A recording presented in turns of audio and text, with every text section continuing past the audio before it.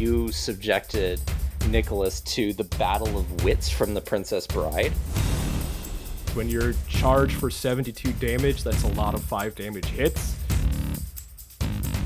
Yeah, at some point I just started launching my artillery, attempting to kill your elementals and just failing. I need something to happen. Tried to do something in short range. Stationary, open fire.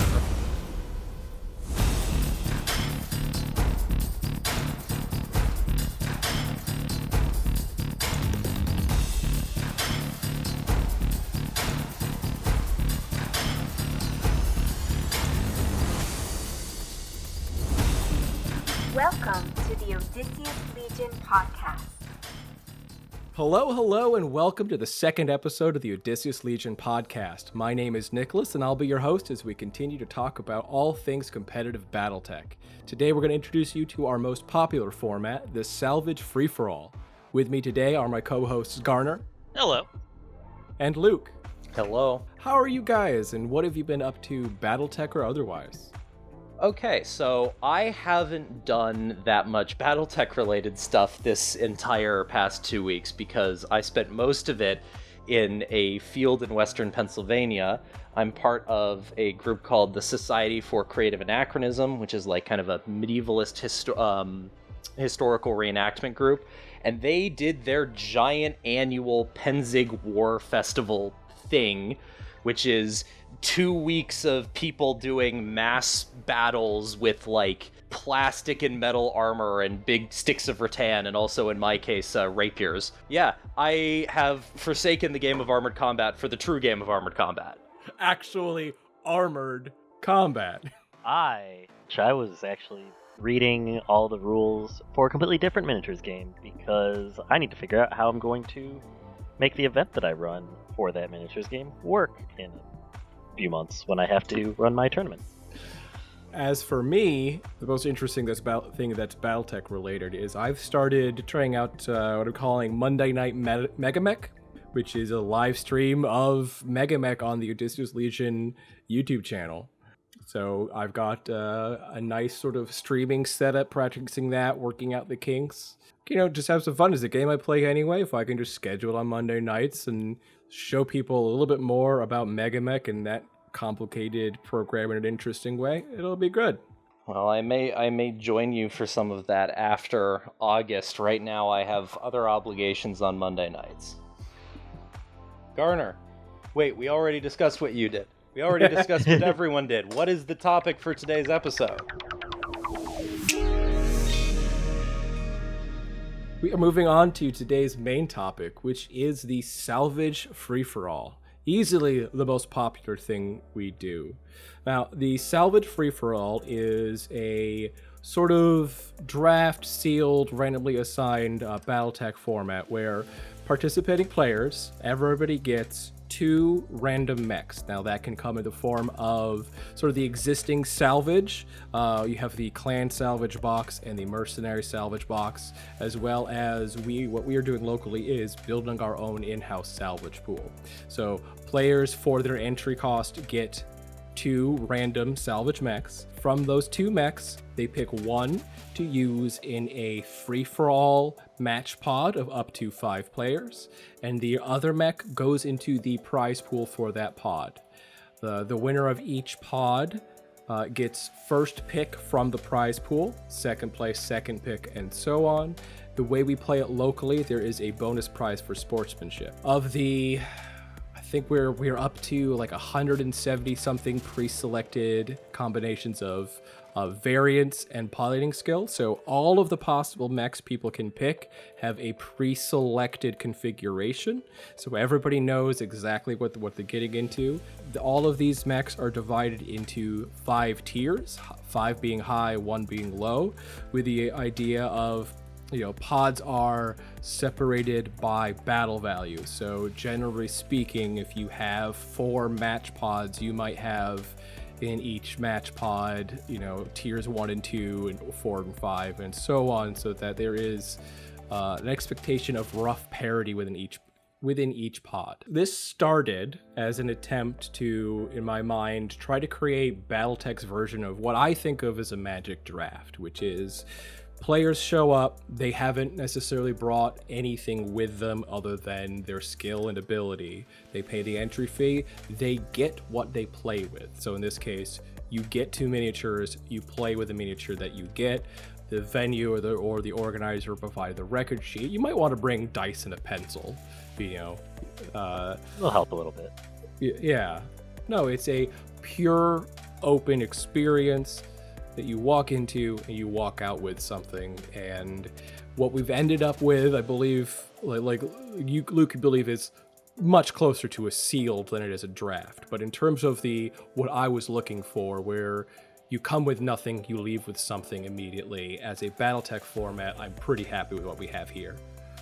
Yeah, I think the original impetus of this, if I'm recalling correctly, was something along the lines of our local game store had bought a bunch of salvage boxes back when you could buy salvage boxes, and we were kind of sitting around looking at the salvage boxes, and we were like, what if there was a way that we could just put together a game based on the fact that we're in a game store and there's a bunch of random BattleTech nonsense behind the counter? That would be kind of cool. So do you remember the original playtest of this version? I think the original, something like early versions assumed there'd just be like 4 of us playing and everybody would have to fight anybody. So and that just did not work well. Oh, it was even worse than that. The original time we ran this, I remember how we did this. Everyone opens 2 boxes, everyone picks a chassis and then passes the other to their left. You then get to choose any variant of those mechs that you've been given. You can choose to fight with one, and then everyone reveals what variant they have, and then whoever has the highest cost variant is stuck. They have a 4/5 pilot. Everyone else can skill up until they hit the battle value. It was hot nonsense. Luckily, in that one, I think we got very, very lucky with that one, because if I recall correctly, basically everyone got either an assault mech or a heavy mech, and they were usually decent clan heavy mechs. I shudder to think what would have happened if someone had managed to pull like a light mech, and then or if someone had committed to a light mech and then everyone else was like, you know what, I am feeling like playing a direwolf today. That would have been an experience. And I believe it was our friend Greg who put in the work initially to plan out a list of pre-selected variants, so you weren't dealing with this pick whatever variant you want nonsense. The way that list works was Greg put in a lot of effort trying to find basically a median battle value for everything in the list and then pulling everything together, which resulted in a lot of kind of squirrely things happening, mostly around you have a lot of assault mechs, especially on the clan side, getting assigned upskilled pilots, or rather downskilled pilots. So you have like Direwolf, which is piloted by like a Society 5/6 warrior, or on the other side, you end up with a lot of medium and light mechs, which have very, very efficient and very, very cost-effective pulse weapon-based arsenals. Like, I think the worst one was Conjurer. The version of the Conjurer that was in had like 3 pulse lasers and a targeting computer, and it could jump 7 hexes, and it was also like improbably 1400 battle value or something. And that just kind of, it turned into, it's like, oh, you got this mech. Oh, you just, like, as long as you are not completely asleep at the wheel, you are just going to auto win your kind of heat, because this is just an incredibly efficient mech for anything that's equivalently costed. Yeah, there's the early version, again, where the concept of like any mech might have to fight any other mech. We're trying to make everything as close to a mean as possible. I think this is about the time in the life of the development of the Salvage that Garner started showing up. Correct. You were there as we realized, oh, this is getting popular.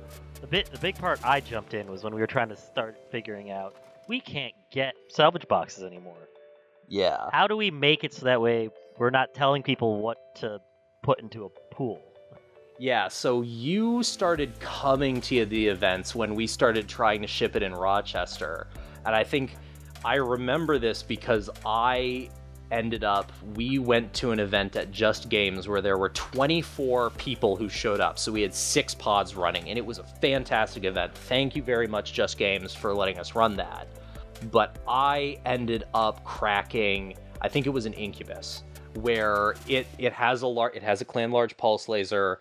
It is relatively cost effective, and I think because of the kind of mean chasing that had happened, it had also been upskilled in some way. I don't remember if it had an improved pilot or an improved gunnery, but it turned into the sort of thing where I was sitting in a pod which had like an inner sphere heavy mech, an inner sphere medium mech. I think there might have been like maybe another light mech or another medium mech in there, and then me, and it was like, oh god, if I play this like kind of half intelligently, I am just going to win and it isn't going to be funny. And then that is exactly what happened. Is it turns out if you have something that runs 14 hexes and then guts a light mech from behind with a large pulse laser, it is just going to run roughshod over a bunch of random crap that's equivalently costed to it if they can't kind of effectively coordinate and fight it. Also, I think that was the one that I ran alongside another local person. Oh yes, that was where we were just there as kind of observers and you were running it. Correct. Yeah. So that was kind of the flaw with the second iteration of this. But yeah, how about Nicholas? You were the one who did most of the legwork on this tiers system. So if you want to explain the way that you came up with this. I took what Greg started with. Greg did an amazing job with that initial list of getting things towards the mean. But once we realized that this was popular enough that the pods were dividing into, it's like you have to look for parity in the pods, parity in each of the individual matches, not necessarily like you're not expecting, a Highlander 2C to go up against a flea. That should not happen unless you have just 4 people playing, in which case that's just a random crazy time. So then instead you actually have a Fire Moth against a Warhammer 2C. And so it was a dramatic look through of thinking like, okay, each of these mechs will be probably going up against something relatively close to it in BV, probably within about 300 depending on the way, like the attendance and people's picks. And so setting it up so that tier 1 through 5, you've picked the average, you choose, I think I chose within standard deviations of each other to sort of like aim and get a distribution where are these things, what are people likely to pick, and trying to find a few interesting oddballs where like you pick the low BV version of a heavy mech or the high BV version of a light mech, something that feels like it could survive and do some interesting actions in the tier it's in. Mm-hmm. And really setting it up so that I think another change was making sure that you have to announce the BV of each unit in the pod so that whatever imbalance is left after the pod distributions, if for some reason somebody picks a ridiculously high unit and nobody gets close, whatever pod they're in, the knowledge of the difference is there so that board politics can help make up for whatever difference is there in BV. So that forced disparity is matched by board politics, and so far that has been working very well. I think there was a very funny version of that at one point where you were announcing all of the battle values of one of the pods, and it's like, all right, Timberwolf is number 5 in the pod, and then we have another Timberwolf, and then we have another Timberwolf, and then we have, I think it was like a Marauder 2C or something, and then everyone's like, oh god, what assault mech could compete with a Marauder 2C? What in the world is expensive enough that it is outmatching a Mad Cat? Admittedly, we picked a shitty Mad Cat and a Marauder, and it's like, no, it's just a Dasher with a million medium lasers on it. I hope you guys are gonna have fun. And I think that Dasher ended up, coming either in first or second, so... Gardner, you've been you joined a little late in the whole like planning and development process. What are some of the comments you want to make? I like the concept of having the random salvage box thing, but ultimately it's not sustainable because A, they don't come out enough, and also There's a lot of really cool mechs that in like the Mercenaries Force packs themselves, not the Mercenaries Kickstarter packs, but the Mercenaries Force packs that half them start out as Barnes & Noble exclusive. That I would love to get my hands on a couple copy of those, but I also don't want my 18th Enforcer, even though I'm a dirty Fedrat. And so I was trying to figure out a way to try and incorporate those. Then we started picking a whole bunch of mechs for those, as well as like the new Force packs that are coming out, like the Paradigm. Now, what Garner brought up in terms of the Force packs is going to lead us into the sort of like the second part of the conversation, which is on organizing and planning the Salvage free-for-alls. Salvage free-for-alls, because they're designed around the concept of, again, not quite a magic draft, but this idea of like you're showing up paying an entry fee to get something that you then use in a game. That is something that is designed and intended and works best when you have a partner in your friendly local game store. Now, we work here with Cantrip Cards and Games. I think I mentioned in the last episode, they actually started their business in my bar, and we've had an amazing ongoing relationship with them. And we've been doing Salvage free-for-all since we've developed this format pretty much on a monthly basis, as long as the materials were there. To the point of like they ordered, I think, a full pallet of Salvage boxes at one point when they were available because they didn't want to run out. And since we've moved on to the in-house Salvage, that has been, we'll get into that process in a second. But the thing is, so if you're trying to run this, you can try buying all of this stuff yourself, but because the way the Salvage is designed, there's often a higher cost per miniature to offer sort of price support. It's something that you really want to work with your friendly local game store, whoever's supplying BattleTech in your area, to partner with and try to run this. And I will say it may cost a lot for like an individual agent or organizer, but for a game store, this is, again, it's relatively comparable to a lot of Magic limited formats. As far as we have seen, once a game store sees this as a model, they tend to love it. Once you get them convinced enough that they should do the initial investment, this is a great way of turning BattleTech into a way for a store to actually drive some revenue, as opposed to buying some boxes and then them just kind of moldering on a shelf somewhere. In the case of Cantrip, like Nicholas said, it got them excited enough about the Salvage product that they bought their distributor out of Salvage product. People love the Salvage boxes, and CGL did not expect them to be in as high demand as they were. The Salvage, the organization part, comes in two broad forms. The first is if you have Salvage boxes, and I must specify, the Clan Salvage box has, I believe, something around 96 different miniatures in it. The Mercenary... 93, thank you. The Mercenary Salvage box is something around 30. Luke, do you remember how many? It's somewhere between like 30 and 45, but it's about half. Yeah.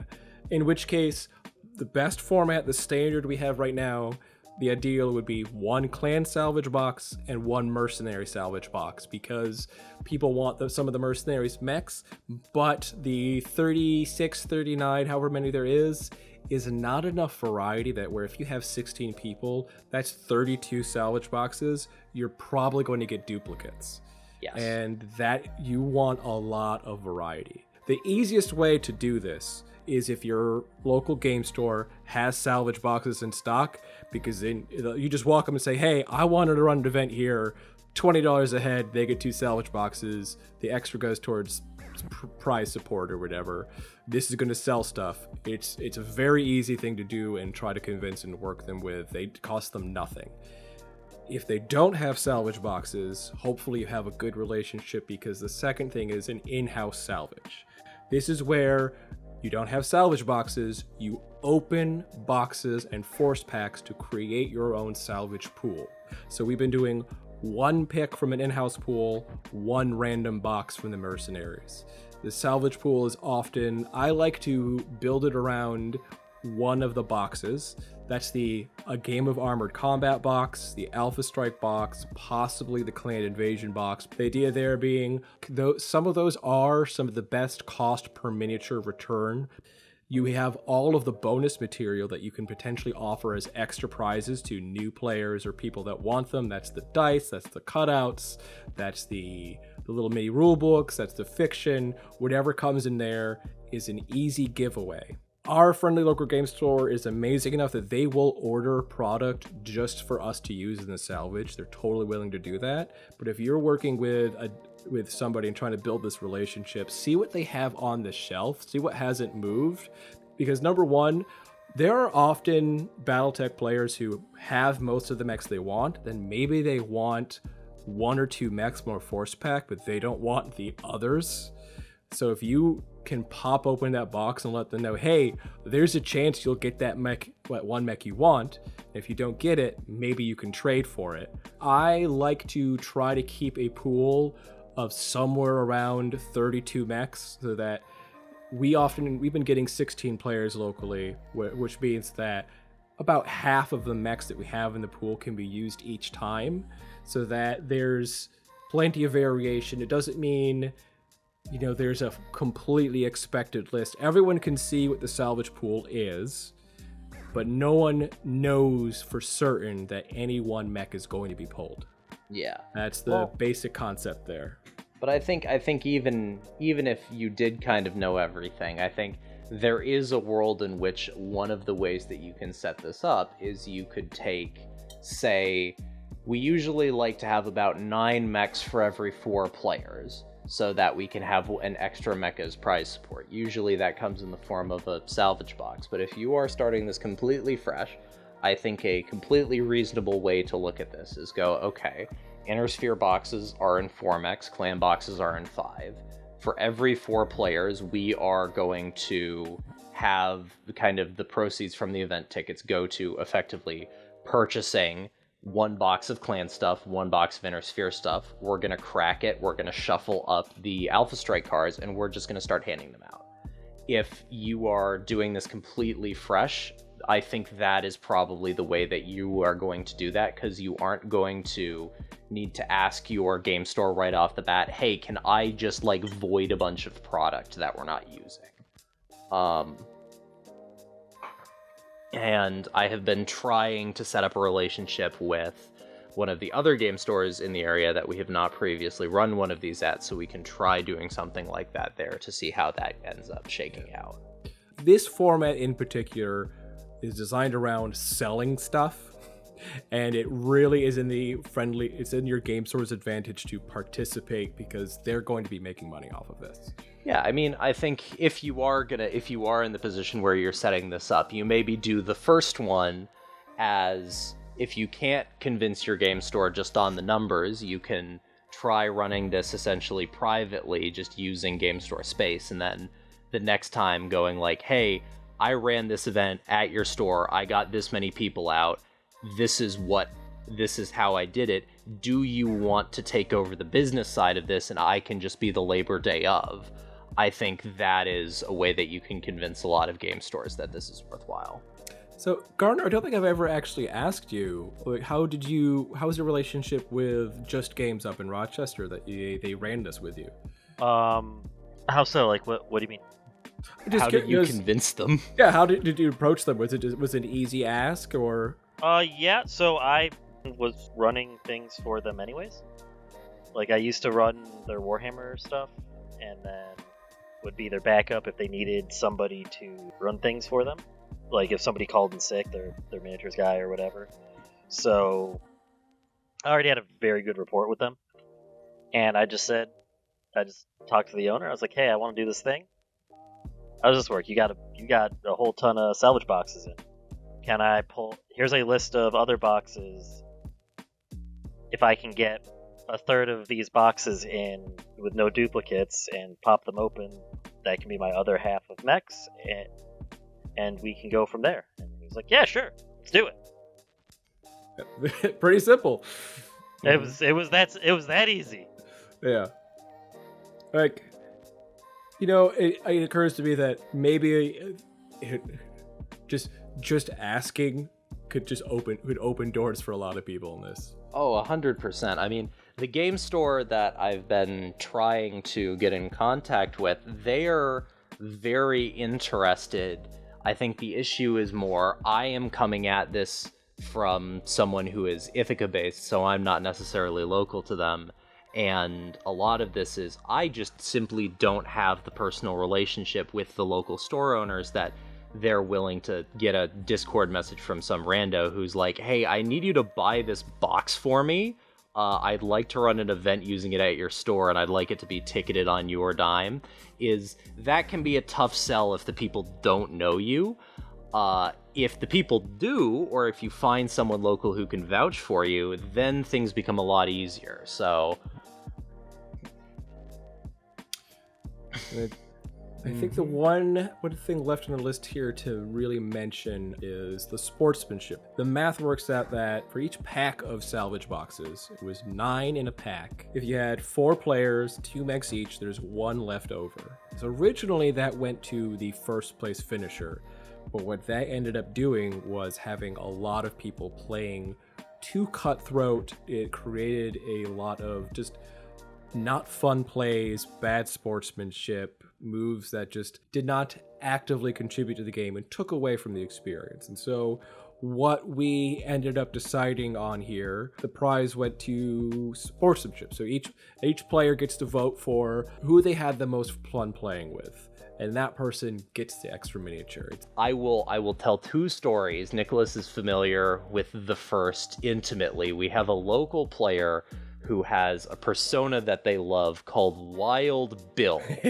And Wild Bill loves to do one thing, which is wade into the middle of a firefight with all of the buttons in the console taped the fuck down and then see how far he can get. He has done this in a Warhammer to great and comedic effect. He has done this in a Bane to great and comedic effect. He is a fantastic person to play against, and an absolute joy across the table for one of these. And that was kind of what we were thinking of when we chose the sportsmanship prizes. We want to see more of Wild Bill. We want to see more people who are just like, yeah, we are here to have a fun time. We're here to slam some heavy metal together, and we're going to see what shakes out of that.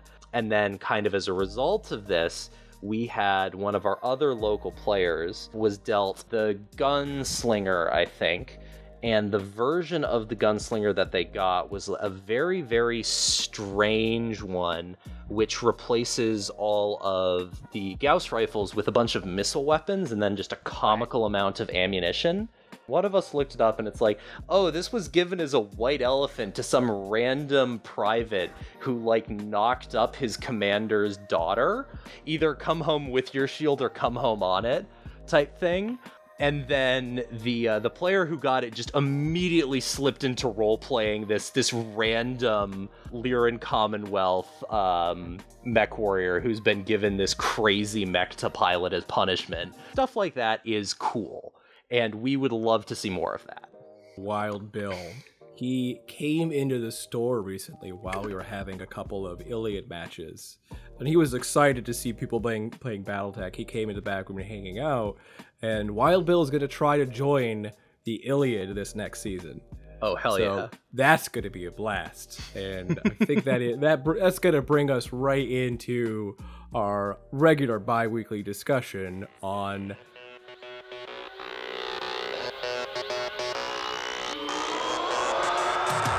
Fight me.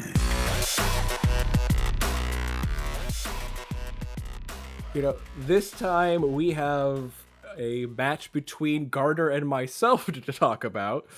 Say it isn't so. I got to play my esteemed co-host here, Gardner, in a match and try out my Desgral Luchadors against his Smoke Jaguar forces. No holds barred, by the way. I think I phrased it as, I wasn't worried about holding back against you. Yeah, that's close enough. Our match started, I think, generally in Iliad, we play with somebody has to roll the die to determine the scenario. We decided, I rolled deathmatch. We didn't particularly want to play that, and Gardner and I have previously talked about how we really want to try out some of the optional scenarios. And we ended up with your design, which was Raise the Flag, if you want to talk about that.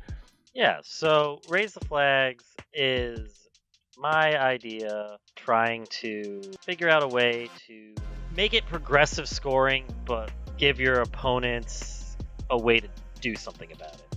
Like, not just the winners win bigger, because that's what I feel like a lot of progressive scoring ends up. Just wait until you kill your opponent enough that you can just go control all the objectives uncontested, and it's effectively the same way. Turns out you can't score anything if all your stuff's shot off the board. The point of the mission is that there are 2 objectives, one on each player's map that they place. The objective that you can score is on your opponent's map, just over the midline, and the objective that your opponent can score is just over the midline of the map on your side, effectively opposite far right corners of each other's maps. It's supposed to simulate you're there trying to do something. So in this case, we call it Raise the Banners, because they're just trying to say, hey, we're here, we're trying to claim your territory, kind of thing. So you're sitting there trying to get this banner higher, and the higher you get the banner, you can then yell on the comms that, hey, we're here, we're taking your land, what are you going to do about it? You're trying to enrage your opponent to come and fight you. It's a very clanner method of doing warfare. It is. The way you score the points is you spend 1 turn to capture this point, set up your flagpole, and then for every turn that you are staying uncontested on that objective, increases the possible victory points you can gain from that objective by 1.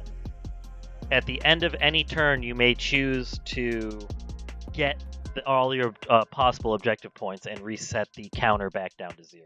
So we didn't want to make it seem like either the best thing was to just sit there and collect 1 point a turn for 4 turns and just hold a point for 4 turns. That's effectively King of the Hill with separate hills, which is silly. We also didn't want to make it so that way, if you just manage to get there first and fast before your opponent can do anything about it, you also just win because you've gotten 4 points and you just come back at a later turn and just say, see, I did the thing, and then win. Kind of balance of that was the introduction of you have to wait a turn, you have to hold it for a turn before you can start scoring points, and then you also start losing points for turns that you do not still hold it uncontested. This is something I had never played before, and I'm trying to come in here and think like, okay, my list was designed around the existing scenarios, and I have no idea how to play it. Not only do I have no idea how to play it, I'm also facing you. You've brought artillery, and I have a lot of battle armor, so my Desgral luchadors are centered around the Black Lantern J. I'm trying out the charging mechanic and the physical, mobility of that unit to test kind of the strength of the rules regarding piloting 2. It's like, okay, I got to bring my charging Black Lantern. I've got to bring this to Garner, get his opinion. I figure he's got a bunch of clan units. I didn't specifically look up layout of his variants, but I figured like, okay, clan mechs normally run pretty hot. The Pouncer T with its 2 plasma rifles could probably do some work with that. In which case, all right, I'm going to bring my Howler 4, both because it's a 4-2. All it has is an LRM-5. It's a 7.11.7. It's my Punch Monkey. It punches people in the face, and I figured if this is a scenario where we need to control points, having somebody that can manhandle, having somebody that can try to get those head hits would be nice. I wanted to avoid in the elementals as much as possible, knowing that he has the artillery shots, but the way I made this list, there is no way to bring more than 3 mechs in a good way granted, but I wanted to bring my main play piece. So I was stuck between the Pouncer, a Fire Falcon, and a Cougar. I ended up settling on the Pouncer with the Howler and more battle armor than I really wanted to bring, because the alternate configuration that brought only 1 battle armor was over the 7,000 limit by 50. I'll be fair. I did struggle. You would have been right to call me out for slow play. Thank you for being gracious with me on trying to figure out what the heck I was doing in this game. But all right, so my list, funnily enough, did not do at all what he thought it does. Oh, you got a bunch of heat-dependent generation things. I have one thing that actually makes use of all of his heat sinks. One. And it is my gargoyle that I just choose to not shoot like one laser, and all of a sudden, doesn't matter how much heat you put on me, I can't overheat. Gargoyle.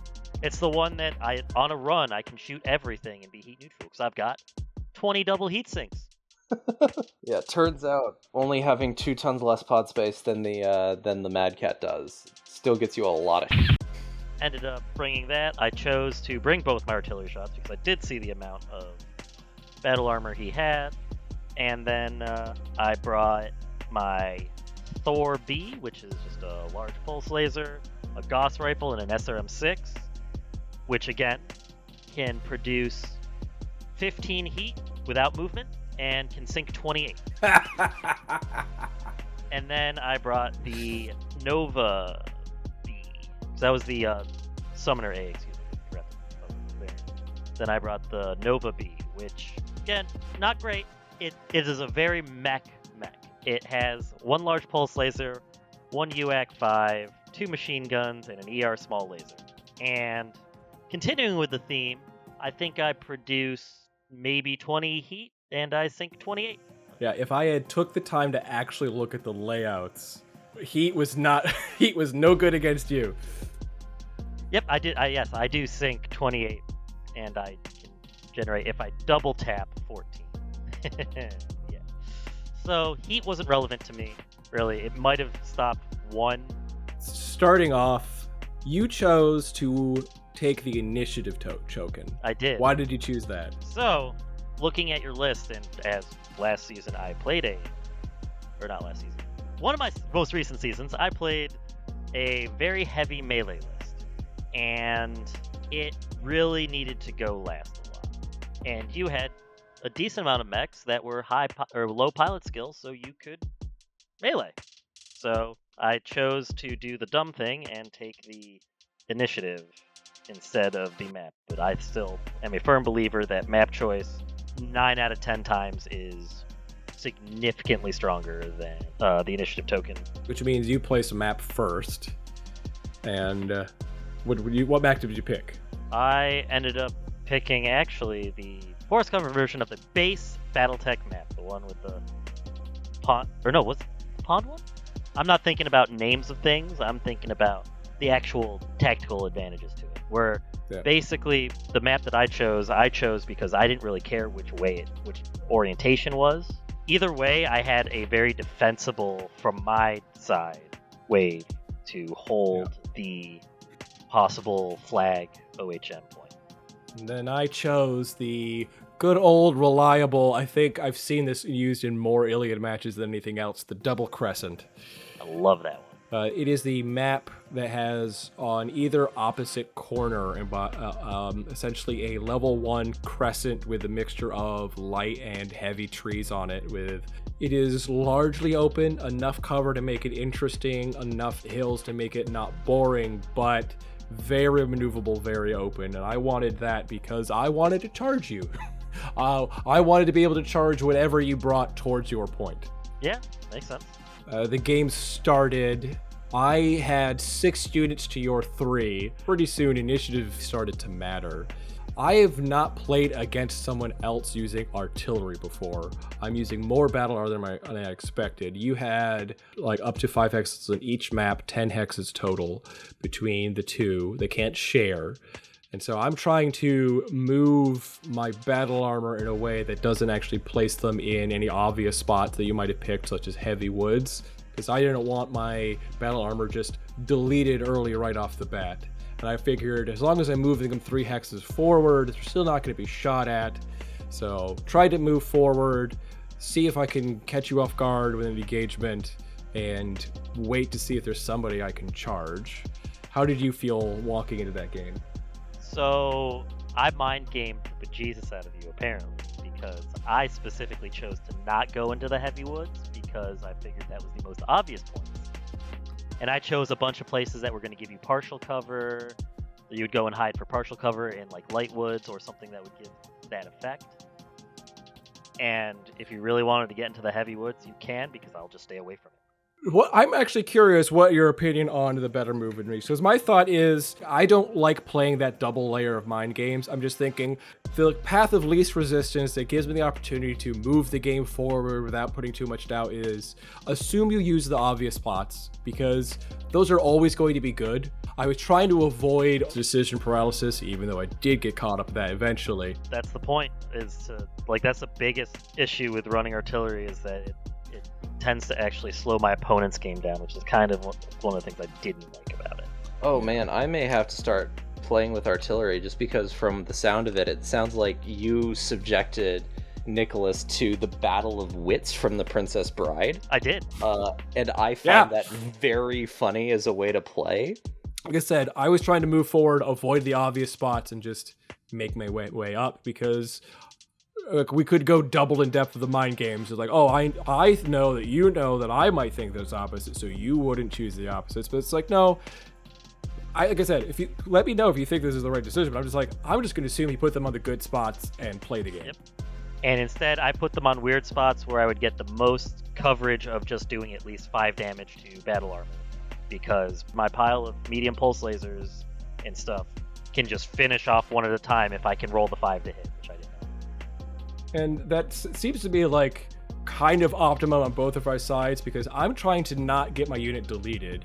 You are thinking, okay, he's going to avoid the deletion spots, but I might be able to hit him for the 5 damage to make them easier to kill. And so I'm not getting killed, but you are hitting them. You know, we're both we have what we're trying to do, and we both kind of achieved it. It's a bonus if I get to hit something or not. I think the game was going kind of back and forth until your Nova moves into position to grab your objective point.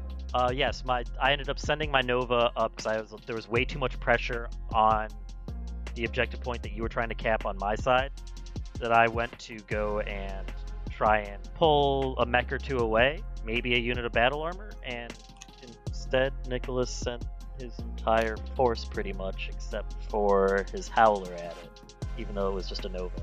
Just a little guy. It was just a little guy. Well, my thought was, you're coming towards the objective. This is my first time playing. I don't know how this exactly functions, how easy or difficult it is to actually get an objective point. So if I can deny you even one, then that feels better for me. And in terms of, I definitely wanted to get the charge off with the Black Lantern. Correct. The elementals were already kind of there. You're right that the Pouncer might have had a better move not targeting it. I think some of the other moves put it into a lot of danger. That thing does not have a lot of armor. So I definitely was playing way more cautiously than I should have this battle, but yeah, at some point I just started launching my artillery, even if it wasn't the most optimal, because I was just like, I need something to happen, because I was done trying to hit on 8s, and I was missing by 1. Every single shot I made missed by 1. I need 5s to hit, roll a 4 and a 3. It was insane. At this point, what's going to happen is going to happen. I need something to happen, because I need to get damage on the board. The first 3 rounds, I think my worst target number was a 10, and I hit with an 11. And that was the one thing that hit. The rest of my stuff needed 8s. My gargoyle just needed 8s, and it just missed. But I'm hitting with the things that needed 10s, 11s, and I only needed 1, and I only had 1 or 2 guns that would have that. You hit enough early on the right side of the Black Lantern. The leg was in danger. I think the right torso was in danger, and he had to hit for 10 or 15 or something around that to the center torso, where the left side was almost untouched. The right side, I had multiple locations with 8 armor left, when you have multiple 10 damage guns. So I was probably at that point playing a little bit cautious, because you did have multiple large and medium pulse lasers. And after the charge into the Nova, you were definitely moving your 2 units, your Man of War and Sumner, kind of back to back, so I couldn't get into a good rear position. Yep. Maybe I should have taken the gamble and hit it on it anyway. You're moving them together. Now might be the time to force some pressure and actually go after the objective point. Yeah.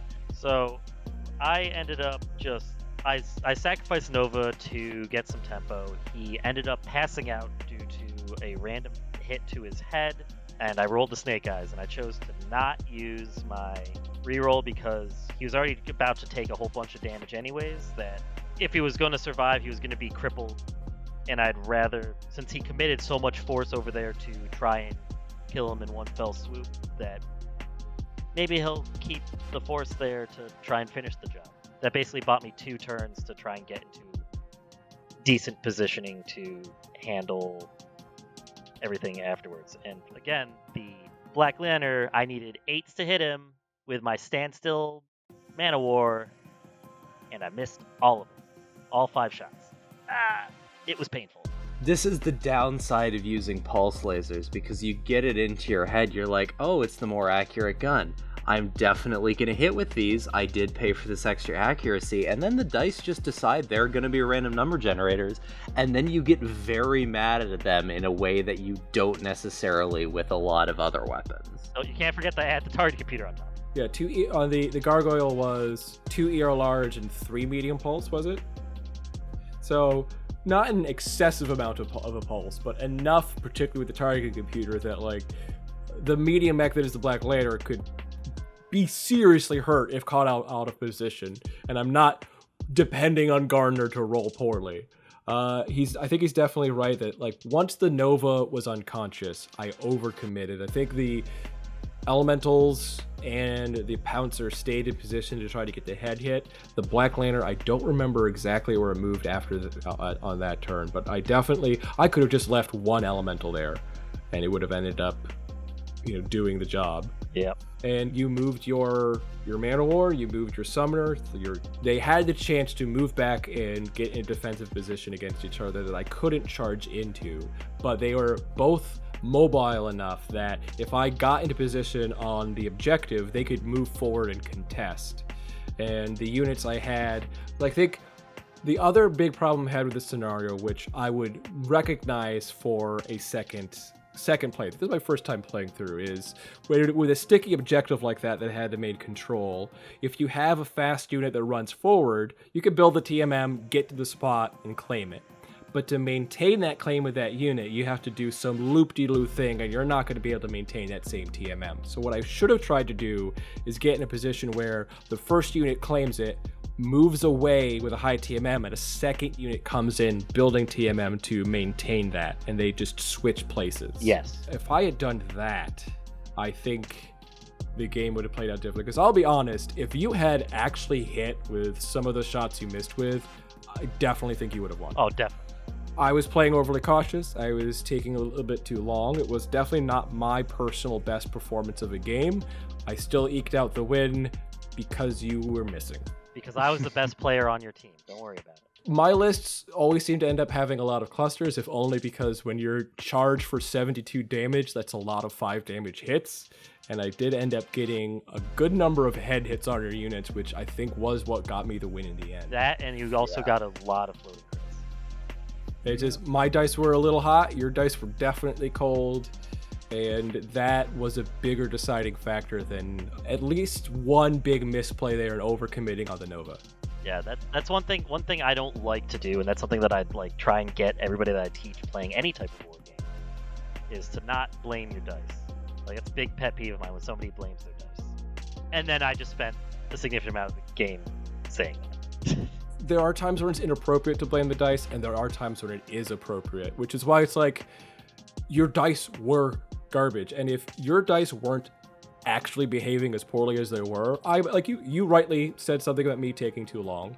If your dice weren't as factually poorly playing as they were, I might have said to you, it's like, your dice are not that blah, blah, blah. It's like, you're not just losing. No, you were losing because of your dice. I will admit that.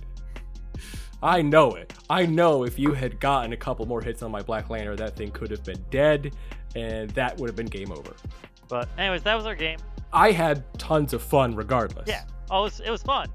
It was fun, and I really like the concept, like having to do the gymnastics of how to not just get overran by the Lantern. Trying to limit the Lantern's ability to do the thing. here's the question for you, right? Part of the reason I brought that 3-2 Black Lantern was to really see in Iliad matches how that kind of physical maneuver, that high movement charge, felt with the rules that we have. And I think we've discussed this. It's my opinion that there are more units capable of this same thing. And I think in terms of because of the differential bonus on charging, having a 2 piloting and you're double dipping, I think it's just too much. I think we talked about limiting it to the lowest possible 3 piloting, which matches gunnery in its two upgrades from base. So my counterpoint is that I didn't feel it was that oppressive because you were effectively giving up the shooting for the mech to do more damage. Sure, you were doing 66 versus the max that you could do was 21, 29, and that 29 was from range. Like, yes, I would agree that damage was there, but I didn't think that it was oppressive per se because it was just something I had to deal with. I think the other side of that is you know where the mech is going to be when it makes the charge. Correct. And I think there is a certain amount of I can talk about this because I have managed to play exactly one game of BattleTech. I think I have a point from that game that I can segue into this one. But regardless of hot dice or cold dice, there is something to be said for the heavy mech or the assault mech going, you've tried to do something in short range, stationary, open fire, and seeing what happens from that. And oftentimes the answer is, the flanker dies now. Yeah, that's what I was effectively doing with the gargoyle. Towards the end of the match, I was able to just consistently find the spots where you could only hit me with one gun in your arms. But at that point, there was only one gun that needed to. And I was actually prioritizing killing your elementals, or attempting to kill your elementals and just failing to hit on 5s. It didn't feel that bad to me. All right, sorry for the interruption, Luke. You were talking about the point-blank delete of an assault mech. Yeah, I have played one game of BattleTech. This was against one of our newer players. It's been in with BattleTech for maybe a month and a half. And I was just like, I need to find something. I have decided I am going to be whacking people with swords at Penzig all week. I am not going to think about BattleTech until I get back.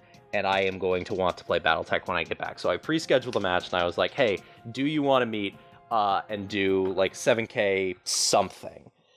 And this was not an Iliad game because of Penzig, I have not had time for Iliad kind of this entire month. And so this was just kind of 7,000 points of whatever, bring what you like. My opponent brought kind of a version of a list it's been playing around with for a while, which is Phoenix Hawk 2C as the kind of centerpiece, surrounded by a bunch of kind of mobile orbiters. So there was, I think, a Grasshopper in there, an Enforcer, which had precision ammo for its autocannon, and then a Firemoth P, which is a heinous little evil unit that was carrying some Cuchulainn battle armor, which, if you have not played it against it, Cuchulainn battle armor is, oh my god, good if you want, like, fire support battle armor. It has improved stealth armor. It has 11 points of battle armor. It is equipped with, each suit is equipped with a ER medium pulse laser, and while the ER pulse lasers are not the greatest in the world, it turns out 700 points for something that is consistently proccing a PSR out to like 14 hexes is a nightmare to deal with, especially when you can basically shoot it onto the board anywhere you like with a Firemoth. So yeah, that was a problem and a half. Are those assault battle armor? I believe they're heavy. Heavy. And then can heavy still mechanize? Yes, it can.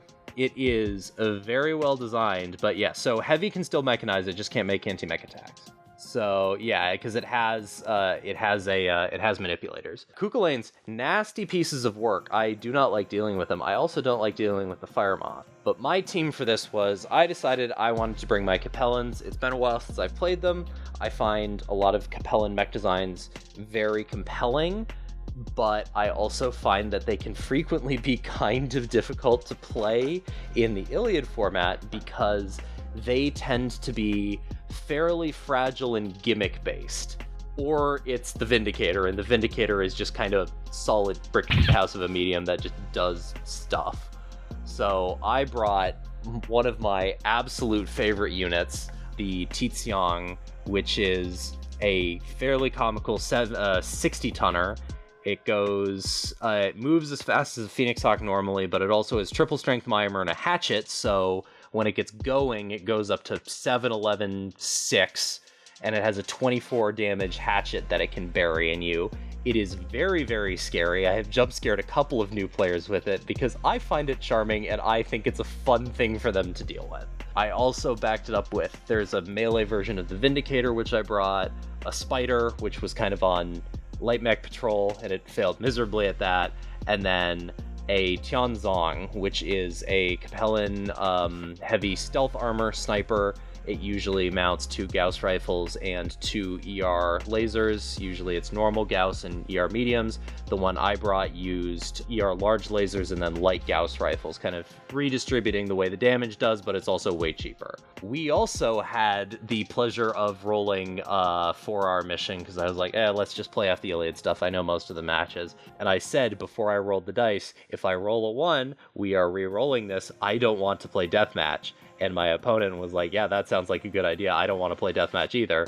And then we rolled a 1 twice and eventually settled on King of the Hill, which is kind of deathmatch, but there's an actual objective in there, but also turned into kind of an interesting scenario for these 2 lists because my opponent's list is very, very mobile and also has an assault mech that jumps, I think that Phoenix Hawk jumps 6 and has a fuckload of armor, and also a Grasshopper, which is basically just an indestructible brick of armor with some guns, versus a Tiziang, which wants to get very close to you and then just can open you with the world's largest hatchet. So yeah, it turned into a fun game. I misplayed my Spider early in that I wasn't kind of keeping an eye on where the Fire Moth could go, and the Fire Moth ended up savaging my Vindicator pretty poorly.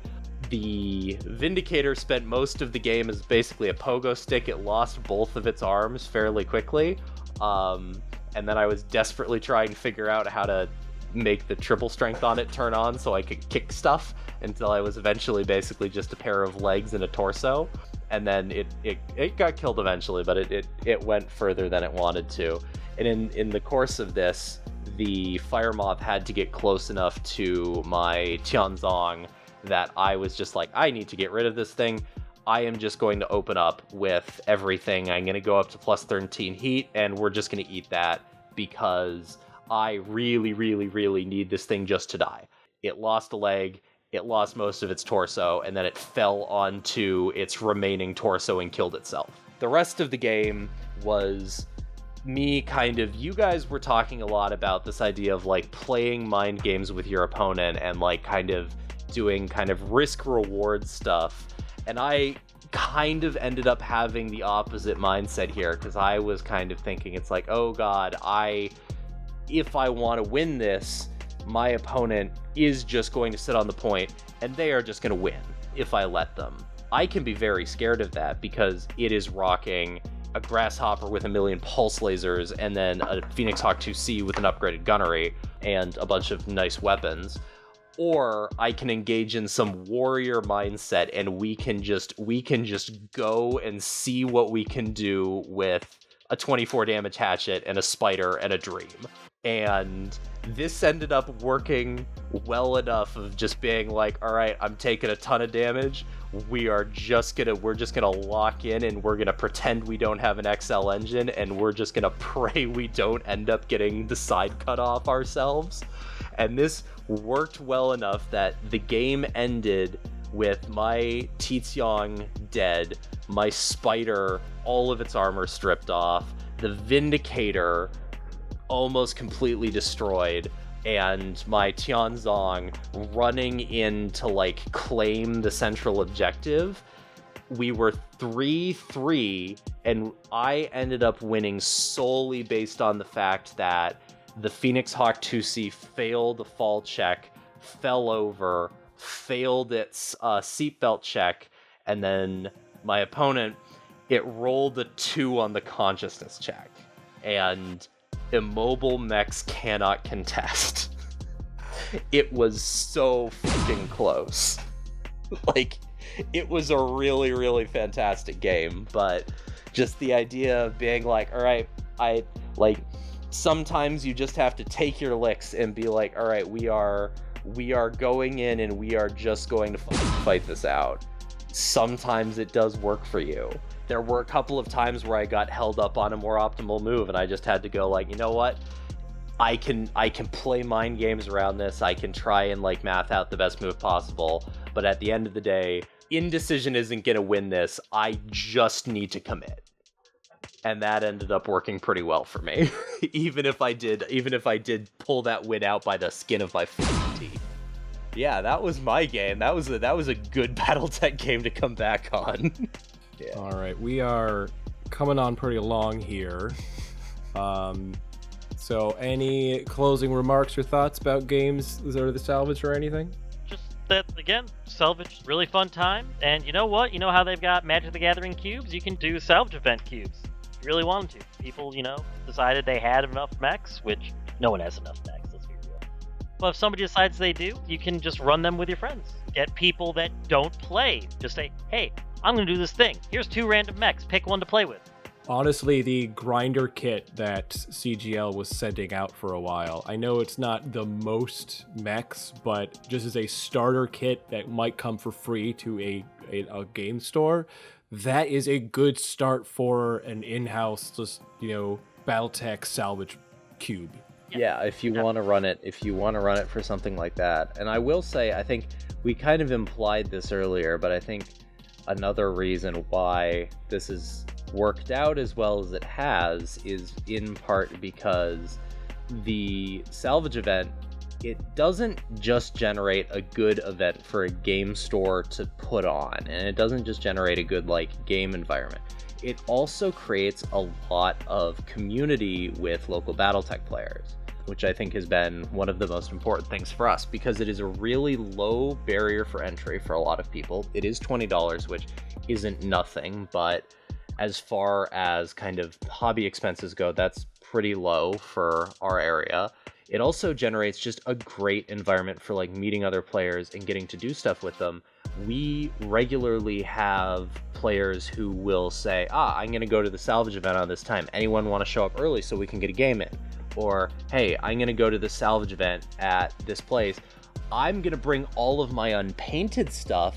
Does anyone want to trade mechs? And all of that has led to a really great kind of close-knit BattleTech community where people are talking to each other. People are kind of excited to do kind of collaborative stuff. They're excited to get games in with each other.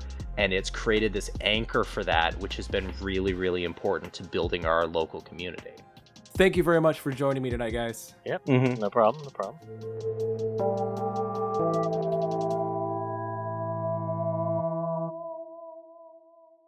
Thank you for listening to the Odysseus Legion podcast. This podcast was created by the Odysseus Legion, a BattleTech club organizing play around Central and Western New York State. Rules for all of our formats, as well as a calendar of Odysseus Legion events, can be found on our website, odysseuslegion.com. Additional thanks to Cantrip Cards and Games in Ithaca, New York, and Just Games in Rochester, New York, for being wonderful partners and hosting Odysseus Legion events. All music and audio in this recording was licensed through Adobe Stock or is open source. All views expressed herein are those of the person expressing them and do not necessarily represent the views of the Odysseus Legion, Catalyst Game Labs, or the Catalyst Demo team.